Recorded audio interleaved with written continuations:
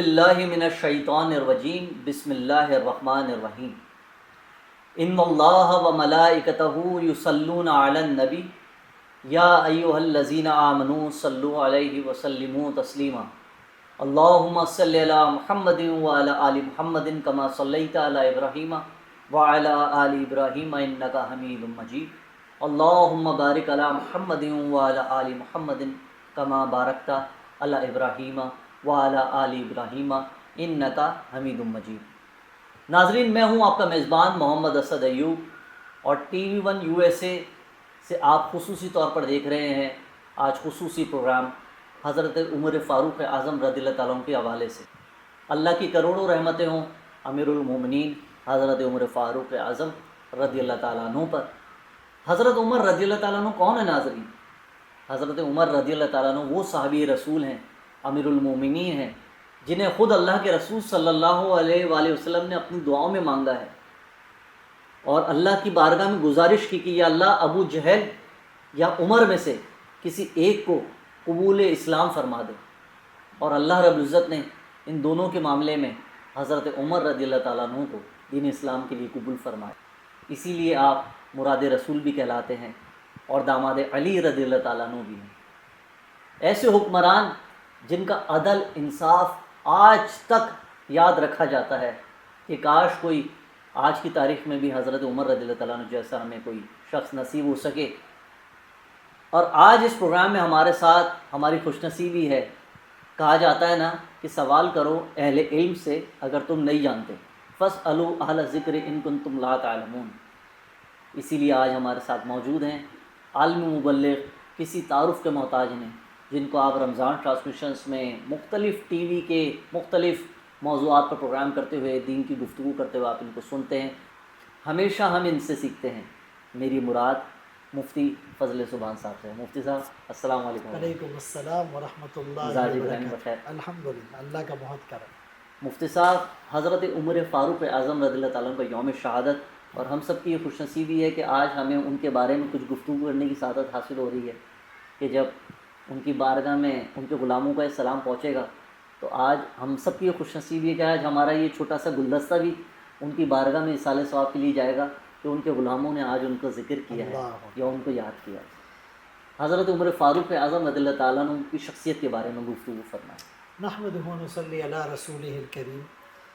اللہ تعالیٰ ہماری اس کوشش اور کاوش کو اپنی بارگاہ میں قبول فرمائے آمین۔ اور ہمیں اخلاص اور للہیت نصیب فرمائے۔ اس میں کوئی شک نہیں کہ ہم خوش قسمت ہیں کہ ہماری زبانیں ان کے ذکر سے معطر ہو رہی ہے کہ جن کو رسول اللہ صلی اللہ علیہ وسلم نے مانگا تھا۔ اللہ اکبر۔ یعنی حضرت عمر رضی اللہ عنہ اور دیگر صحابہ کرام میں جو ما بہل امتیاز، جو ایک فرق اور ڈسکریمنیشن ہے، وہ یہ ہے کہ تمام صحابہ مرید رسول تھے اور حضرت عمر رضی اللہ عنہ مرید رسول بھی تھے، مراد رسول بھی۔ اٹ مینس کہ آقا نے ہاتھ اٹھا کر مانگا اللہم اعز الاسلام، اللہ اسلام کو عزت دے ان دو میں سے جو آپ کو زیادہ محبوب ہو اس کے ذریعے سے۔ وہ ابو جہل تھے اور حضرت عمر رضی اللہ عنہ تھے۔ جب ہم یوں کہتے ہیں کہ عمر سے اسلام کو عمر ملی ہے، سبحان اللہ، عمر سے اسلام کو عزت ملی ہے، بے شک، تو لوگ کہتے ہیں جی یہ مبالغہ ہے، آپ ایگزیجریٹ کر رہے ہیں۔ نہیں، it is proven by the حدیث۔ خود رسول اللہ صلی اللہ علیہ وسلم کے الفاظ کہ اللہ اسلام کو عزت دے، تو یہ جملہ ٹھیک ہو گیا کہ عمر سے اسلام کو عزت ملی۔ بے احب بھی، اے اللہ جو آپ کو ان دونوں میں زیادہ محبوب ہو۔ اٹ مینس کہ حضرت عمر رضی اللہ عنہ محبوب مصطفیٰ بھی تھے اور محبوب خدا بھی تھے۔ سبحان اللہ۔ اور تیسری جو دعا تھی کہ آپ مراد رسول ٹھہرے۔ پھر دوسری بات یہ ہے کہ حضرت عمر رضی اللہ عنہ کا مقام اور مرتبہ، آپ نے فرمایا لو کان بعدی نبی وفی روایت لو کان نبی بعدی لکان عمر، کہ اگر میرے بعد نبی ہوتا تو عمر ہوتے، اور فرمایا کہ ہر امت میں کچھ محدث ہوتے ہیں کہ جو نبی نہیں ہوتے لیکن جن پر اللہ کی طرف سے القاء ہوتا ہے، وہی ہوتی ہے، الہام ہوتا ہے. فرمایا میری امت کا وہ شخص حضرت عمر ہے. سبحان اللہ. یہی تو وجہ ہے کہ فرمایا کہ عمر کی زبان پر اللہ نے حق کو جاری کر دیا. تو حضرت عمر رضی اللہ عنہ کی زبان مبارک سے بات نکلی، رب نے قرآن بنا کر نازل کر دیا. سبحان اللہ. اور یہی حضرت عمر رضی اللہ عنہ ہے کہ فرمایا کہ عمر کی نیکیاں آسمان کے ستاروں سے زیادہ ہیں. ان کے اسلام لانے پر جبرائیل امین آئے اور کہا استبشر اہل السماء باسلام عمر، کہ عمر کے اسلام لانے پر آسمان والے خوشیاں منا رہے ہیں. اللہ اکبر. سبحان اللہ. ان الشیطان لیخاف منک یا عمر، بے شک شیطان تجھ سے ڈرتا ہے اے عمر. اور جس گلی سے عمر گزرتے تھے شیطان بھاگ جایا کرتا تھا. تو یہی حضرت عمر رضی اللہ عنہ کہ رسول اللہ صلی اللہ علیہ وسلم نے ان کے اندر چھپی ہوئی شجاعت کو دیکھ کر، ان کی فہم و فراست کو دیکھ کر، اور ان کے اندر کے اس جری انسان کو دیکھ کر دعا مانگی تھی، چونکہ دنیا دارالاسباب ہے. اور حضرت عمر رضی اللہ عنہ 40ویں نمبر پر اسلام لانے والے صحابی تھے. ان سے پہلے 39 لوگ مسلمان ہو چکے تھے، جس میں 11 خواتین تھی، اور اب تک عبادت چھپ کر ہو رہی تھی. لیکن حضرت عمر رضی اللہ عنہ کے اسلام قبول کر لینے کے بعد بیت اللہ میں وحدانیت اور ربوبیت کا نعرہ علی الاعلان لگا. سبحان اللہ. مفتی صاحب مجھے وہ واقعہ بتائیے کہ کس طریقے سے حضرت عمر رضی اللہ عنہ کا دل جو اسلام کی طرف جو ہے وہ راغب ہوا، اور وہ کیا لمحات تھے آپ وہ بتائیے. کہ حضرت عمر رضی اللہ عنہ رات کے کسی پہر میں گئے بیت اللہ میں اور آپ غلاف سے لپٹ گئے، پھر اللہ کے رسول صلی اللہ علیہ وآلہ وسلم تشریف لائے اور قرآن کی آیات پڑھی. اس واقعے کو بیان کریں. اسد بھائی آپ نے بہت اہم اور ریلیونٹ سوال کیا ہے. عام طور پہ جو مشہور ہے وہ یہ ہے کہ حضرت عمر رضی اللہ عنہ غصے میں بپرے ہوئے، تلوار ہاتھ میں لیے ہوئے چراغ نبوت کو گل کرنے کے ارادے سے جا رہے تھے، اور بنو مخزوم بنو زہرہ کے کسی آدمی نگاہ کرم ڈالی آپ کے دل پر، اور آپ یا نعیم بن عبداللہ، ان سے ملاقات ہوئی اور انہوں نے کہا عمر کہاں کا ارادہ ہے؟ کہا جی نعوذ باللہ چراغ نبوت کو گل کرنے کے لیے جا رہا ہوں. وہ کہنے لگے گھر کی خبر تو لو، بہن اور بہنوئی کلمہ پڑھ کر مسلمان ہو چکے ہیں. رخ پلٹا. یہ کس شخص نے فرمایا ہے؟ یہ بنو مخزوم یا بنو زہرہ کا کوئی شخص تھا، یا نعیم بن عبداللہ. تو اب بظاہر رخ تبدیل کیا، حقیقت میں اندر کا رخ تبدیل ہو رہا تھا. اور بہن کے گھر جا کر جب ان کو قرآن پڑھتے ہوئے دیکھا تو غصے میں مارنا شروع کر دیا. حضرت خباب رضی اللہ عنہ بہن اور ان کے بہنوئی کو قرآن پڑھا رہے تھے. بہرحال حضرت عمر رضی اللہ عنہ نے کہا ٹھیک ہے مجھے سناؤ تو صحیح. سورہ طٰہٰ کی وہ آیات جب سنی تو دل پسیجتا چلا گیا، دل پگھلتا چلا گیا، دل موم ہوتا چلا گیا، دل نرم ہوتا چلا گیا، دل پہ رقت طاری ہوتی چلی گئی، دل لرزہ بر اندام ہوتا چلا گیا، اور پکے ہوئے پھل کی طرح دامن اسلام میں آ گرے. یہ جو اندر ایک تبدیلی آئی تھی یہ جسٹ قرآن سن کر آئی تھی.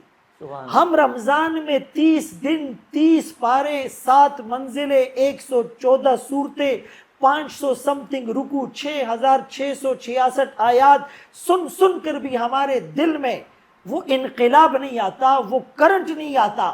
ہم نے تو قرآن کو سمجھا ہی نہیں، اور وہ جسٹ قرآن کو سنتے ہیں اور دل کی کایا پلٹ جاتی. اللہ اکبر کبیرہ. بہرحال مشہور تو یہ ہے، لیکن اس سے پہلے بھی ایمان کی چنگاری اور شمع دل میں روشن ہو چکی تھی.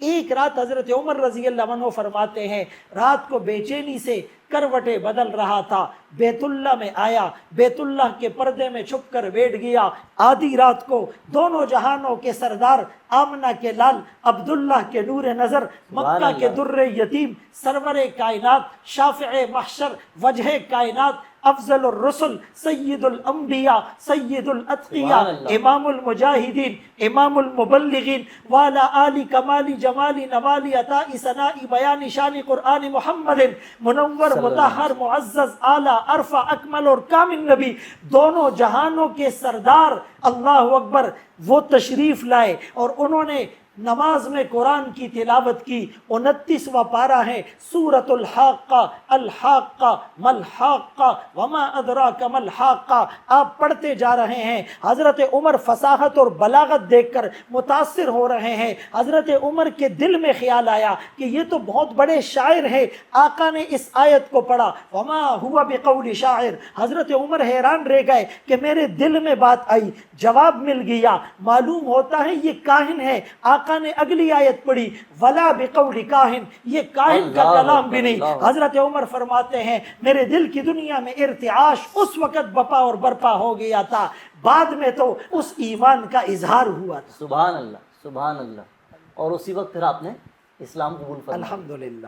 مفتی صاحب مجھے یہ بتائیے کہ حضرت عمر رضی اللہ تعالیٰ عنہ کے حوالے سے ہم یہی سنتے ہیں کہ بہت جلالی تھے، بہت غصے والے تھے، تو کیا عام زندگی میں ان کی شفقت کے، محبت کے بھی واقعات ہیں، یا ہمیں بس یہی بتایا کہ بہت جلال تھا، گردن اڑا دیتے تھے، کوئی کافر آتا تھا اور حضور کے خلاف بات کرتا تھا تو بس حضرت عمر سے برداشت نہیں ہوتا تھا؟ ان کی کوئی محبت، رواداری، ایسے شفقت والے انداز کے بارے میں بھی ہمیں بتائیے نا۔ دیکھیے اللہ کا جلال بھی ہے اور جمال بھی ہے، ایسی اور محبوب کبریا کا جلال بھی ہے اور جمال بھی ہے۔ کہیں رحمت للعالمین ہے تو کہیں نبی الملاحم، گھمسان کی جنگوں والا نبی۔ اسی طرح صحابہ کرام کی دو صفات ہے سمرائزڈ فارم میں اگر ہم بیان کرتے ہیں، اور وہ قرآن بیان کرتا ہے 26واں پارہ اور سورہ فتح، اشداء علی الکفار رحماء بینہم۔ اقبال نے اسی کو کہا ہو حلقہ یاراں تو ابریشم کی طرح نرم، رزم حق و باطل ہو تو فولاد ہے مومن۔ تو حضرت عمر کا جلال تو تھا، لیکن جمال یہ تھا کہ جب انتقال ہو گیا، یتیم بچے گھروں سے نکل آئے، آج ہمارا ابا جان فوت ہو گیا۔ جمال اتنا تھا کہ ایک رات گلیوں میں بھیس بدل کر رعایا کی خبرگیری کر رہے ہیں، ایک گھر سے قرآن کی آواز آئی، وہیں ٹیک لگا کر سنتے رہے، اور قرآن کی ان آیات نے دل میں ایسا اثر پیدا کیا کہ ہچکیاں بن گئی، سسکیاں اور آہیں بھرنے لگے، اور ہمت نہیں تھی کھڑے ہونے کی۔ بڑی مشکل سے دیوار کا سہارا لے کر گھر گئے اور کئی دن تک صاحب فراش رہے۔ انتقال کا وقت ہے، وہ عمر 3600 علاقے فتح کرنے والا، 900 جامع مساجد تعمیر کرنے والا، 4000 چھوٹی مسجدیں بنانے والا، مواصلات کا نظام قائم کرنے والا، عدالتیں قائم کرنے والا، فوجی چھاونیاں بنانے والا، چراگاہیں بنانے والا، مسافروں کے لیے ریسٹ ہاؤس بنانے والا، اور وہ عمر کہ جس نے خطوط کا نظام بنایا تھا، لیکن خوف خدا اتنا ہے کہ چھنے ہوئے باریک آٹے کی روٹی نہیں کھائی، کبھی دسترخوان پہ 2 قسم کے سالن پیش نہیں ہوئے، پیوند لگے ہوئے کپڑے ہوتے تھے، 22.5 لاکھ مربع میل پر اسلام کا پرچم لہرانے والا، کفر کے ایوانوں کو لرزہ بر اندام کرنے والا، اینٹ کو تکیہ بنا کر سو رہا ہے، کبھی باریک نرم کپڑا نہیں پہنا تھا، ایسی شخصیت۔ لیکن جب انتقال کا وقت ہوا تو اپنے بیٹے کو کہا مجھے فرش پر لٹاؤ، اور مٹی میں اپنی سفید داڑھی کو رگڑ کر کہنے لگے کہ اللہ عمر کے بڑھاپے پر رحم فرما، اگر تو نے رحم نہیں کیا عمر کا کیا بنے گا۔ اللہ خوف خدا سے ایسے رویا کرتے تھے قحط سالی تھی ان کے دور میں، اور خود بھی بھوک اور فاقے کی وجہ سے بالکل سوکھ کر کانٹا ہو گئے تھے، رنگ زرد پڑ گیا تھا۔ لوگ کہنے لگے ہمارے امیر المومنین لمبے قد والے، وجاہت والے، سرخ اور سفید چہرے والے، قحط سالی، بھوک اور فاقے نے ان کا رنگ زرد کر دیا ہے۔ اسی دوران اپنے بیٹے کو تربوز کا ایک کاش لیے ہوئے دیکھا کہ وہ تربوز کا کاش کھا رہا ہے، رہا نہیں گیا، اپنے بیٹے سے وہ تربوز کا ٹکڑا اور کاش چھین کر کہا محمد الرسول اللہ کی امت بھوک سے مر رہی ہے، تو تربوز کھا رہا ہے۔ ایسا خوف خدا تھا، اور یہی وجہ تھی کہ ایک عورت نے جب اعتراض کیا، آپ نے جو مہر کی لمٹ کو کم کیا ہے، قرآن نے تو ہمیں الاؤ کیا ہے احداہن قنطارا، تو جب قرآن کی آیت سنی وقافاً فوراً رک جاتے تھے، یہ نہیں کہتے تھے میری بات میں مداخلت کرنے والے کون ہو. قرآن کی آیت اور حکم سامنے آیا فوراً گردن جھک گئی. اسی لیے تو ایک عورت حضرت خولہ رضی اللہ عنہ سامنے کھڑے ہو کر بات کر رہی ہے. تو یہ لوگوں کو تصویر کا ایک رخ دکھایا جاتا ہے. ان کا جلال بھی اللہ کے لیے تھا, ان کا جمال بھی اللہ کے لیے. مفتی صاحب ایک واقعہ وہ بھی ہے نا کہ غلاموں کے ساتھ بڑی شفقت تھی حضرت عمر رضی اللہ تعالیٰ عنہ کی. تو ایک دفعہ کا واقعہ ہے کہ آپ خود جو ہیں وہ اونٹ کی سواری کرتے ہوئے آ رہے تھے, اور اس کے بعد ایک وقت آیا کہ آپ کا غلام جو ہے وہ اونٹ پر بیٹھا ہوا تھا, آپ اس کی لگام پکڑ کر خود تشریف لا رہے تھے. اس واقعے کو بیان بہت بہترین واقعہ ہے. بیت المقدس جب فتح ہوا تو غالباً ابو عبیدہ بن الجراح رضی اللہ عنہ نے ان کو کہا کہ آپ آ جائیں. بیت المقدس اس وقت عیسائیوں کے قبضے میں تھا. اچھا. تو انہوں نے یہ شرط رکھی ہے کہ ہم بغیر لڑائی کے چابی آپ کے حوالے کر دیں گے, لیکن امیر المومنین خود چل کر آئیں. اچھا. تو حضرت عمر رضی اللہ عنہ اپنے غلام کو لے کر روانہ ہو گئے. اب انہوں نے کہا کہ بھائی اگر ہم دونوں اونٹ پر بیٹھیں گے تو اونٹ پر ظلم ہوگا, تو اسی لیے آدھے راستے تک میں سواری کروں گا, تم پیدل چلنا, اور بقیہ آدھے راستے میں تم سوار ہونا, میں پیدل چلوں گا. یعنی وہ جو آقا کا فرمان ہے نا کہ یہ غلام جنہیں اللہ نے تمہارے ماتحت بنائی ہے تمہارے بھائی ہے, ان کو اپنے کھانے میں سے کھلاؤ, اپنے لباس میں سے پہناؤ, اور ان کے اوپر ان کی استطاعت سے زیادہ اوور برڈن نہ کرو. ان کیس اگر ان پہ زیادہ تم نے بوجھ لادنا ہے تو اس میں ہیلپ آؤٹ کر لو. تو اسی فرمان پر عمل کرتے ہوئے یہ کنڈیشن طے ہوئی. اب اللہ کی شان کہ جب بیت المقدس قریب آیا, سارے لوگ استقبال کے لیے شہر سے باہر آئے, تو اس دوران جو سوار ہونے کی باری تھی وہ غلام کی تھی, اور پیدل چلنے کی باری ان کی تھی. تو انہوں نے جب دور سے دیکھا تو وجاہت سے تو پہچان گئے کہ امیر المومنین یہ ہے, لیکن کہا یہ کیسے امیر المومنین ہے کہ یہ خود پیدل اور غلام ان کا سوار ہے. تو صرف اس کیفیت کو دیکھ کر, پھر ان کے کرتے پر پیوند لگے 17 پیوند, اور پھر ان کے اس روب کو دیکھ کر انہوں نے کہا کہ ہم نے یہی صفات ان کے بارے میں پڑھ رکھی تھی, لہٰذا انہوں نے چابی حضرت عمر رضی اللہ عنہ کے حوالے کر دی. مفتی صاحب یہاں مجھے واقعہ ذہن میں آ رہا ہے کہ غیر مسلم حضرات آتے تھے حضور سے ملنے کے لیے, یا حضور کے صحابہ کرام سے ملنے کے لیے, امیر المومنین سے ملنے کے لیے. تو کسی نے پوچھا تھا کہ آپ کے جو بادشاہ ہیں, آپ کے جو حاکم ہیں امیر المومنین ہیں, ان کا محل کہاں ہے, یا ان کا تخت کہاں ہے جہاں پر بیٹھتے تھے؟ اس حوالے سے فرمائیں حضرت عمر رضی اللہ عنہ. جی بالکل, ظاہر ہے دنیا میں جتنے بھی بادشاہ ہوتے تھے تو ان کا ایک عالیشان محل ہوتا تھا, قصر ہوتا تھا, ایوان ہوتے تھے, دیوان ہوتے تھے. تو اسی کانسیپٹ کو لے کر جب وہ لوگ آئے تو انہوں نے کہا کہ تمہارے امیر المومنین جس کا اتنا چرچا ہے تو اس کا محل یا ایوان کہاں ہے؟ وہ کہنے لگے یہ چھوٹا سا جھونپڑا نما گھر ہے, یہ ان کا ہے. اچھا, کا ملاقات کہاں ہوگی؟ کا جنگل میں لکڑیاں کاٹنے گئے ہیں تو کسی درخت کے نیچے آپ کو اینٹ کا تکیہ بنائے ہوئے نظر آ جائیں گے. اچھا, اب وہ لوگ جب گئے تو وہ بالکل اکیلے, نہ پروٹوکول ہے, نہ سیکورٹی یا باڈی گارڈز ہیں, نہ کوئی خاص چیز. تو وہ بڑے حیران ہوئے اور وہ اینٹ کو تکیہ بنائے ہوئے سوئے ہوئے. تو اس ایمبیسیڈر نے کہا کہ جب انسان اپنی رعایا کے ساتھ انصاف کرتا ہے تو چین کی نیند سوتا ہے. اللہ, اسے کسی پروٹوکول کی اور سیکورٹی کی ضرورت نہیں. تو حضرت عمر رضی اللہ عنہ کا یہ جو ایک زندگی کا رخ تھا یا زاویہ تھا, تو لوگ اس سے متاثر اور انسپائرڈ ہوئے تھے, اور رسول اللہ صلی اللہ علیہ وسلم کی نگاہ نبوت نے ان چیزوں کو بھانپ لیا تھا. اسی لیے تو وہ دوسرے خلیفہ یعنی بنے تھے.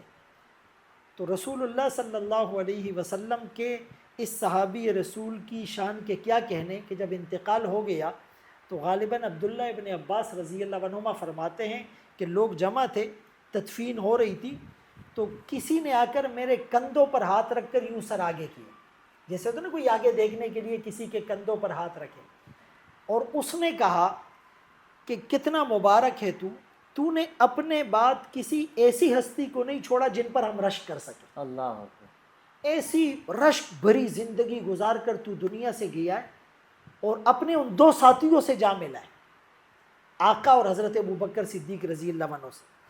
اور پھر وہ کہنے لگا کہ یہ بات میں اس لیے کہہ رہا ہوں کہ میں نے بارہا آقا کو یہ فرماتے ہوئے سنا کہ میں ابوبکر و عمر آئے, میں ابوبکر و عمر گئے, میں ابو بکر و عمر داخل ہوئے، میں ابو بکر و عمر نکلے، یعنی آپ ایک موقع پر نکلے، دائیں ہاتھ میں صدیق اکبر، بائیں ہاتھ میں فاروق اعظم کا ہاتھ تھا، فرمایا قیامت کے دن بھی ہم میدان محشر میں یوں ایسے اٹھیں ہی گے۔ اٹھیں گے۔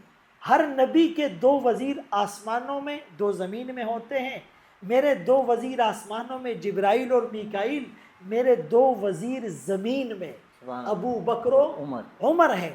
تو عبداللہ ابن عباس رضی اللہ عنہما فرماتے ہیں میں نے جب یوں مڑ کر دیکھا تو میرے کندھوں پر ہاتھ رکھ کر آگے دیکھ کر حضرت عمر کی شان بیان کرنے والا اور کوئی نہیں، فاتح خیبر حضرت علی رضی اللہ عنہ۔ سبحان اللہ، سبحان تو اللہ۔ جب ان حضرات کی زبانی حضرت عمر کے یہ فضائل احادیث کی کتب میں اور تمام مسالک اور مکاتب کی کتب میں موجود ہے، پھر بھی اس سے سر منہ انحراف کرنا، صرف نظر کرنا، چشم پوشی کرنا، تجاہل عارفانہ سے کام لینا اور اگنور کرنا، یہ محرومی کی بات۔ بدقسمتی اور محرومی کی سوا کیا مفتی ہوتی صاحب، ایک بوڑھی عورت کا بھی واقعہ ہے نا کہ وہ دل میں بڑی پریشانیاں لے کے بیٹھی ہوئی تھی، شکایتیں لے کے بیٹھی ہوئی تھی کہ عمر ملے گا تو میں اس سے یہ کہوں گی، عمر ملے گا تو میں اس سے یہ کہوں گی، وہ ہمارا امیر ہے، وہ ہمارا حاکم ہے۔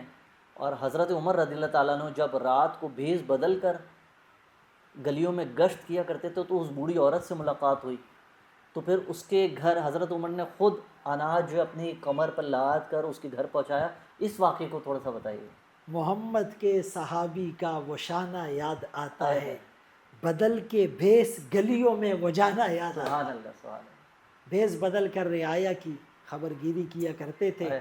ایک رات ایک گھر سے بچوں کے رونے کی آواز آئی، تو معلوم کیا کہ بچے بھوکے ہیں، اور وہ خاتون غالباً وہ وضع حمل کا وقت ہے، اللہ تو گھر آئے اور اپنی اہلیہ کو ساتھ لیا، بیت المال سے گندم آٹا یا گھی جو بھی تھا وہ اپنی کمر پر لادا، تو غلام نے کہا میں ساتھ لے چلتا ہوں، کہا قیامت کے دن بھی عمر میرا کا بوجھ بوجھ تو اٹھائے گا۔ اٹھائے گا۔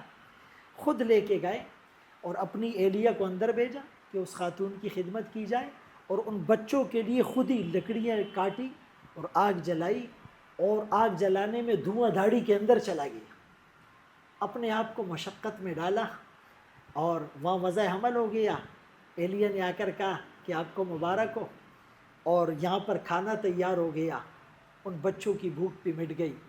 یہ تھے وہ لوگ جن پہ آسمان بھی رشک کرتا تھا، عرش کے فرشتے جن کی قسمت پہ ناز آتے۔ لیکن کتنے بد نصیب ہیں وہ لوگ جن کے دل میں ان حضرات کے لیے بغض ہے۔ ہم تو قیامت کے دن انشاءاللہ عظمت صحابہ، اہل بیت اطہار کی محبت کوٹ کوٹ کر بھری ہوئی دکھائیں گے۔ اللہ پوچھے گا کیا لائے ہو؟ ہم صرف اہل بیت اطہار کی محبت اور صحابہ کی عظمت لے کے آئے ہیں، اور انشاءاللہ یہ ہماری نجات کا ذریعہ بنے۔ مفتی صاحب، حضرت عمر رضی اللہ تعالیٰ عنہ کی جو شخصیت ہے، قیامت تک کے لیے جتنے آنے والے لوگ ہیں ان تمام کے لیے ایک مشعل راہ ہے، بالخصوص حکمرانوں کے لیے۔ جو آج ہم شاہی انداز میں پروٹوکول دیکھتے ہیں صدر صاحب کا، وزیر اعظم صاحب کا، دیگر حکمرانوں کا، تو شریعت نے کوئی اس کا بھی کوئی بتایا ہے کہ کتنے آپ جو ہے پروٹوکول میں لوگ استعمال کر سکتے ہیں؟ آج جو کیا کہنا چاہیے کہ پاکستان کا یا دیگر ممالک کا جو ایک بڑا بجٹ ہوتا ہے وہ اس پروٹوکول پہ لگ جاتا ہے کہ شاہ صاحب گزر رہے ہیں، صدر صاحب گزر رہے ہیں، تو 30-40 کروڑوں کی، اربوں کی گاڑیوں کا پروٹوکول جاتا ہے۔ تو کیا آج حضرت عمر کی تعلیمات کے یہ خلاف، اور یہ اس بات کو آپ کیسا دیکھتے ہیں؟ دیکھیے، بنیادی طور پر تو یہ جو فرمان ہے نا، سید القوم خادمہم، حکمرانوں کو اگر یہ بات سمجھ میں آ جائے کہ قوم کا جو بڑا ہوتا ہے وہ قوم کا خادم ہوتا ہے، یہ اپنے آپ کو مخدوم سمجھتے ہیں۔ تو جب آپ اپنے آپ کو خادم سمجھیں گے تو وہ جو پروٹوکول وی آئی پی کلچر ہے نا وہ ختم ہو جائے گا۔ یعنی کروڑوں نہیں، اربوں روپے اس وی آئی پی کلچر کی نظر ہو جاتے مفتی ہیں۔ صاحب، ایک ایک گاڑی کوئی پاکستانی اعتبار سے تقریباً 3-4 کروڑ روپے کی ایک ایک گاڑی ہوتی ہے۔ تو وہ جو ٹیکسز کا بوجھ ہوتا ہے وہ عوام پر پڑ عوام جاتا پر آ ہے۔ رہا ہے۔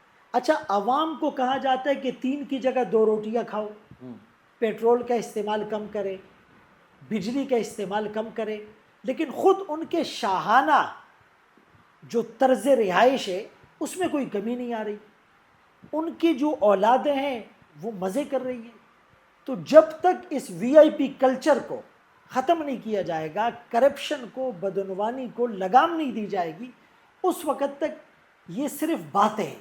حضرت عمر رضی اللہ عنہ کے دو فرمان جو حکمرانوں کے لیے میں کہتا ہوں کہ رول ماڈل کی حیثیت رکھتے ہیں۔ ایک ان کا فرمان تھا کہ کسی ظالم کو معاف کرنا مظلوم پر ظلم کرنے کے برابر ہے۔ جب اکاؤنٹیبلٹی اور محاسبہ نہیں ہوگا تو وہ تو ظلم پر ظلم کرتا چلا جائے گا، اور اس کو معاف کرنے کا مطلب آپ مظلوم پر ظلم کر رہے ہیں۔ تو ایک تو ہمارے ہاں ظاہر ہے کہ جو قانون بنانے والے ہیں وہ اور ہوتے ہیں، اور جن پر اس قوانین کو لاگو اور امپوز کیا جاتا ہے وہ کچھ اور ہوتے ہیں۔ اس بیریئر کو ختم کیا جائے۔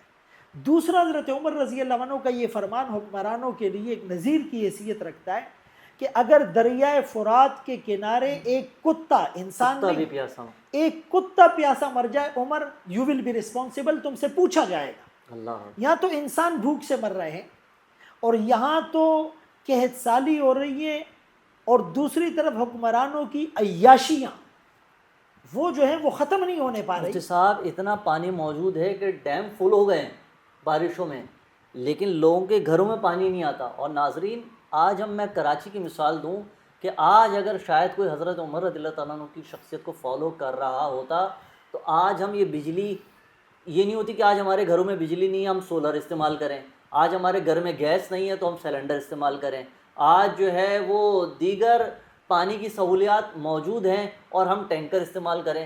شاید کوئی حضرت عمر رضی اللہ تعالیٰ عنہ کی شان کو اگر سمجھتا تو آج حکمرانی کا انداز ایسا نہ ہوتا۔ مفتی صاحب مجھے آپ وہ بتائیے، ایک اور واقعہ ہے، حضرت عمر رضی اللہ تعالیٰ عنہ نے ایک خط لکھا تھا دریائے نیل کے نام، اس کے حوالے سے بتائیے وہ کیا خط تھا؟ ہاں دیکھیں، بنیادی طور پر جب انسان اللہ کی مان کر چلتا ہے نا تو اللہ اس کے ہو جاتے ہیں۔ سبحان من کان للہ کان اللہ لہ۔ تو حضرت عمر رضی اللہ عنہ نے عناصر اربعہ پر حکومت کی تھی، یعنی دریائے نیل کا پانی، سرفیس آف واٹر کم ہو گیا، ایک رکا لکھا اور اس پہ لکھا کہ اللہ کے حکم سے چلتا ہے تو چل، ورنہ ہمیں تمہاری کوئی ضرورت نہیں۔ چشم فلک نے وہ نظارہ دیکھا کہ رکا نیچے گیا اور پانی کا لیول اوپر آیا، آج تک اوپر ہے۔ سبحان یہی حضرت عمر ہیں، ممبر رسول پر خطبہ دے رہے ہیں، کوسوں میل دور حضرت ساریہ رضی اللہ عنہ مہم پر ہے، اور کہا یا ساریہ الجبل۔ حضرت ساریہ واپس آئے، کہا ہزاروں میل دور حضرت عمر کی آواز کانوں میں آئی تھی، اللہ، اور پیچھے مڑ کر روحانی دیکھا تھا تو بصیرت۔ دشمن حملہ کر رہا تھا۔ ہوا پر انہوں نے حکومت کی، زمین پر زلزلہ آیا اور یوں اپنا درہ یا پاؤں مار کر کہا کیوں ہلتی ہے، کیا عمر تجھ پر انصاف نہیں اللہ کر رہا؟ اکبر، اللہ اکبر۔ آگ نکلی تھی اور غالباً تمیم داری رضی اللہ عنہ کو اپنی چادر دے کے کہا تھا جہاں سے نکلی ہے وہیں دفن کر دو۔ اللہ اکبر، اللہ اکبر۔ اسی لیے تو فرمایا نا کہ یہ میری امت کا محدث جس پر القاء ہوتا ہے، میرے بعد نبی ہوتا تو عمر تو ہوتا۔ وہ عمر ہوتا۔ اور مفتی صاحب مجھے ایک واقعہ اور یاد آ رہا ہے کہ حضرت عمر رضی اللہ تعالیٰ عنہ امیر المومنین تھے اس وقت، اور ایک شخص کھڑا ہوتا ہے اور آپ ممبر پر ہوتے ہیں، اور وہ کہتے ہیں ہم تمہاری بات جب سنیں گے جب تم ہمیں بتاؤ کہ تم نے اپنا کرتا کیسے سلوایا، کیونکہ حضرت عمر رضی اللہ تعالیٰ عنہ جو ہے تھے وجاہت والے تھے، بڑی قد لمبا تھا، تو ایک کپڑے میں ان کا وہ بنتا نہیں تھا۔ تو یہ واقعہ کچھ مجھے بتائیے۔ بالکل ایسا واقعہ ہے۔ دیکھیں، آپ نے شروع میں ایک سوال کیا تھا نا کہ ان کا جلال ہے، جمال کیسے ہے، ایسی تو اب دیکھیں اتنے نرم دل بھی تھے کہ ایک کوئی بھی عام شخص آدمی سوال اٹھ کر کر سکتا ہے۔ وہ آبجیکشن کر رہا ہے، بالکل ایسے۔ اور ڈیورنگ خطبہ کر رہا ہے، اور یعنی کراؤڈ کے سامنے کر رہا ہے، اور اس کو کوئی ہیزیٹیشن اور خوف محسوس نہیں ہو رہا۔ What does it mean?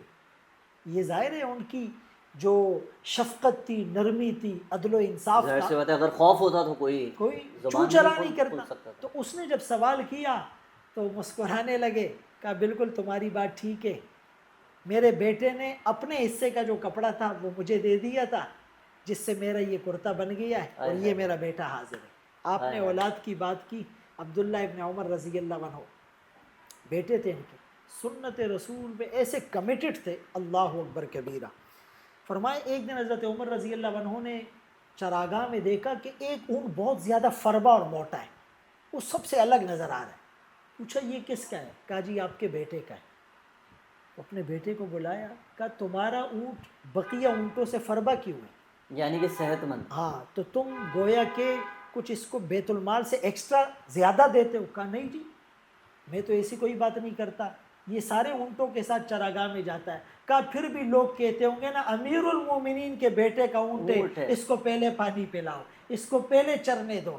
اسی لیے اس اونٹ کو بیچا، اصل قیمت بیٹے کو دی، ایکسٹرا قیمت بیت المال میں جمع کرا دی. اللہ اکبر، یہ عدل و انصاف کا عالم ہے. مفتی صاحب یہ مجھے بتائیے، حضرت عمر رضی اللہ تعالیٰ عنہ جو ہیں حضرت مولا علی کے داماد بھی ہیں، جی بالکل. کس طریقے سے ان کا یہ عقد ہوا، کس طریقے سے معاملات ہوئے، اس بارے میں ہمیں اللہ اکبر، کتنے خوش قسمت تھے کہ جو سسر رسول بھی تھے جی اور داماد علی بھی تھے. سبحان اور اللہ. حضرت علی رضی اللہ عنہ کے داماد کا مطلب کہ آقا کی نواسی ان کے حصے میں آئی. سبحان جو اللہ. حضرت علی کی بیٹی تھی تو آقا کی نواسی بھی ہوئی. نوازی. واقعہ یہ ہے کہ حضرت عمر رضی اللہ عنہ حضرت علی رضی اللہ عنہ کے پاس آئے اور کہا میرے بھائی علی میں ایک درخواست لے کے آیا ہوں، لیکن میری صرف ایک نیت ہے کہ کسی طرح میری نسبت خانوادہ رسول کے ساتھ جڑ جائے. اللہ اکبر. تو اس نسبت کی لاج رکھنے کے لیے ہوں. میں آپ کی بیٹی سے نکاح کرنا چاہتا ہوں. حضرت علی رضی اللہ عنہ نے اپنی بیٹی حضرت ام کلثوم کا نکاح کرایا. اور یہ تمام اہل سنت کی کتابوں میں، ایون کہ تشیع کی کتابوں میں، الاستبصار میں، تاریخ الیعقوبی میں، اسی طرح مناقب حضرت علی رضی اللہ عنہ میں، اس میں یہ موجود ہے. اور آگے چل کر دیکھیے کہ حضرت علی رضی اللہ عنہ کی ان حضرات سے محبت کہ حضرت ابوبکر صدیق رضی اللہ عنہ، حضرت عمر رضی اللہ عنہ، حضرت عثمان رضی اللہ عنہ، تینوں نے اپنے دور میں جو زیادہ مشورے لیے عدل و انصاف سے متعلق، جو ان کے مشیر خاص رہے وہ حضرت علی رضی اللہ عنہ رہے. ماشاء اللہ. یعنی کوئی اگر کسی کا احترام نہیں کرتا ہے تو اس کے پیچھے نماز پڑھتا ہے. بالکل نہیں. 2 سال حضرت ابوبکر صدیق رضی اللہ عنہ خلیفہ رہے اور خلیفۃ المسلمین کے ساتھ امام المسلمین بھی تھے. اور حضرت علی رضی اللہ عنہ نے 2 سال حضرت ابوبکر صدیق رضی اللہ عنہ کے پیچھے نمازیں پڑھی ہیں، سبحان اور یہ 3500 کے قریب نمازیں بنتی ہیں. اللہ. اور حضرت عمر رضی اللہ عنہ کا دور خلافت 10 سال 5 ماہ غالباً 13 دن تھا. تو ان نمازوں کو اگر کاؤنٹ کرے تو حضرت علی رضی اللہ عنہ نے ایٹ لیسٹ 18,000 نمازیں حضرت عمر رضی اللہ عنہ کے پیچھے پڑھی ہے. اور اگر حضرت عثمان رضی اللہ عنہ کے دور کو دیکھا جائے جو ان کی خلافت کا دورانیہ 12 سال تھا تو وہ 21,000 سم تھنگ نمازیں حضرت علی رضی اللہ عنہ نے حضرت عثمان رضی اللہ عنہ کے پیچھے پڑھی ہے. بھائی اس سے بڑی دلیل ہم کہاں سے لائیں کہ جو ہزاروں نمازیں جن کے پیچھے پڑھ رہے ہو ان کے دلوں میں ایک دوسرے کے لیے محبت کا عالم کیا ہو. سبحان اللہ. مفتی صاحب مجھے یہ بتائیے، حضرت عمر فاروق اعظم رضی اللہ تعالیٰ عنہ کی شہادت کس طریقے سے ہوئی، کہاں پر آپ کو شہید کیا گیا، اس حوالے سے کچھ بتائیے. دیکھیے حضرت عمر رضی اللہ عنہ نے دعا مانگی، اچھا. اللہم ارزقنی شہادتاً فی سبیلک، اللہ مجھے اپنے راستے میں شہادت دے اور اپنے حبیب کے شہر میں دے. اب 2 چیزیں مانگی، ایک شہادت، اور اللہ کے ایک رسول. دیار رسول. دیار رسول. لیکن اللہ کی قدردانی دیکھیے، چونکہ وہ کریم ہے، امیدوں سے توقعات سے بڑھ کے دیتے ہیں. اللہ نے شہادت بھی دی، دیار حبیب میں بھی دی، مسجد نبوی میں دی، مصلی رسول پر دی، نماز کی حالت میں سبحان دی، اللہ. امامت کراتے ہوئے دی، قرآن کی تلاوت کرتے ہوئے دی. سبحان اللہ. سبحان اللہ. فجر کی نماز میں ابو لؤلؤ فیروز جو مجوسی تھا، آتش پرست تھا اور اچھا. غلام تھا، غالباً مغیرہ ابن شعبہ رضی اللہ عنہ کا، وہ چھپ کر آیا اور اس نے زہر میں بجھا ہوا خنجر جو ہے وہ مارا. تو ظاہر ہے وہ نماز میں تھے تو کئی وار اس نے کیے، اور پھر وہ صفوں کو چیرتا ہوا 13 صحابہ پر اس نے حملے کیے. وہ سب اچھا. نماز میں تھے تو 9 صحابہ بھی اس میں شہید ہوئے اللہ اور باقی اکبر. زخمی ہوئے تھے. پھر ایک صحابی نے چادر ڈال کے ان کو پکڑا، جب اس کو لگا کہ اب میں نہیں جا سکتا تو اس نے اپنے ہی خنجر سے اپنے آپ کو مار دیا. اچھا. اور جو خودکشی کرتا ہے قیامت تک اپنے آپ کو مارتا رہے. رہے گا. تو حضرت عمر رضی اللہ عنہ نے عبد الرحمن ابن عوف رضی اللہ عنہ کو آگے کیا اور انہوں نے نماز کو مکمل کیا.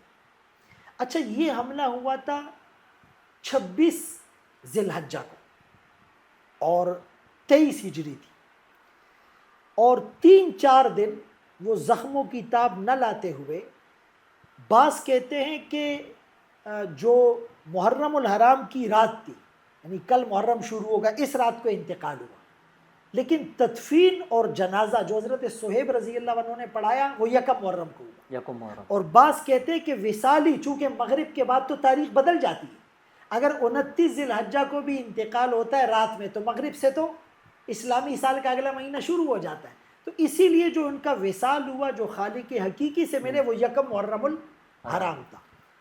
اور چونکہ شہادت تو بارگاہ نبوت میں لسان نبوت سے مل چکی تھی، ایک وہ جو احد ہلنے لگا تھا تو آقا نے اپنے پاؤں مار کر کہا تھا کہ ٹھہر جا احد، تجھ پہ ایک نبی، ایک صدیق، دو شہید، حضرت عمر اور عثمان دونوں موجود، سبحان اللہ، دونوں شہید ہوئے۔ اور دوسرے موقع پر ابو موسیٰ اشعری رضی اللہ عنہ غالباً فرماتے کہ ہم ایک باغ میں تھے تو کسی نے دروازہ نوک کیا، آقا نے فرمایا جا کر افتح لہو وبشرہ بالجنہ، دروازہ کھولو آنے والے کو جنت کی بشارت دو۔ دروازہ کھولا تو ابو بکر تھے۔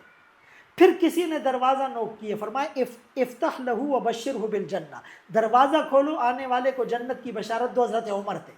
پھر دروازہ نوک ہوا، فرمایا افتح لہو وبشرہ بالجنہ علی بلوی تصیبہ، دروازہ کھولو آنے والے کو جنت کی بشارت دو آزمائشوں کے ساتھ، حضرت عثمان تھے۔ اور حضرت عثمان رضی اللہ عنہ کے دور میں خارجیوں نے بغاوت کا وہ دروازہ کھول دیا تھا، تو یہ پیشن گوئیاں اور خوشخبریاں تو مل چکی۔ اور مفتی صاحب، شہادت سے قبل حضرت عمر فاروق اعظم رضی اللہ تعالیٰ عنہ نے اپنے بیٹے کو سیدہ بی بی عائشہ صدیقہ رضی اللہ تعالیٰ عنہ کے پاس بھیجا تھا، اللہ، اور کہا تھا کہ ان سے کہو کہ حضور کا یہ جو یار ہے، حضور کا غلام ہے، ان کے پہلو میں سپرد خاک ہونے کی اجازت چاہتا ہے۔ اچھا، یہاں ایک فقہی نکتہ یاد رکھیں کہ آقا جہاں پر اپنے روزے میں موجود ہے، حیات ہے، تو وہ تو حضرت عائشہ رضی اللہ عنہ کا اجرا تھا، گھر تھا، تو صدیق اکبر رضی اللہ عنہ کا وہاں دفن ہونا وہ تو سمجھ میں آتا ہے کہ وہ ان کے باپ تھے، لیکن حضرت عمر رضی اللہ عنہ تو محرم نہیں تھے، بالکل ایسے ہی ہے، تو اسی لیے حضرت عمر رضی اللہ عنہ نے اجازت مانگی، اجازت طلب کی، اور پھر اپنے بیٹے کو کہا کہ جاؤ، وہ گئے اور کہا کہ امی جان نے اجازت دے دی، فرمایا ہو سکتا ہے مروت میں دی ہو، جب میرا انتقال ہو جائے میں شہید ہو جاؤں تو ایک دفعہ دوبارہ پوچھ لینا۔ اب آپ دیکھیں اتنا وہ لوگ خیال رکھتے تھے، اور چونکہ حضرت عائشہ رضی اللہ عنہ کو بھی یہ سارا سیناریو تو معلوم تھا کہ فاقتدوا بالذین من بعدی واشار الی ابی بکر و عمر، اور دائیں طرف ابو بکر، بائیں طرف حضرت عمر، بار بار آپ آ رہے جا رہے ہیں، تو یہ جو ترتیب ہے نا خلافت کی، حضرت ابو بکر، حضرت عمر، حضرت عثمان، حضرت علی رضی اللہ عنہ، یہ تمام صحابہ کو انڈرسٹوڈ تھی، یہ کامن تھی، اس میں کسی قسم کا کوئی اختلاف نہیں تھا۔ یہ بات کہ کچھ تاریخ اور مورخین نے یعنی قرآن اور حدیث کے ان واضح نصوص کو، ان قطعی دلائل اور براہین اور حجت کو وہ پس پش ڈال کر جو ہے نا اپنی طرف سے چیزیں کر لی۔ پھر آخر میں سیدہ عائشہ صدیقہ رضی اللہ تعالیٰ نے اجازت دی۔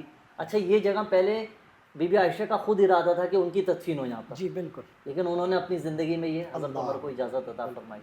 ناظرین، مفتی صاحب اختتامی کلمات، سیرت حضرت عمر فاروق اعظم رضی اللہ تعالیٰ سے پوری امت مسلمہ کیا سبق حاصل کر سکتی ہے؟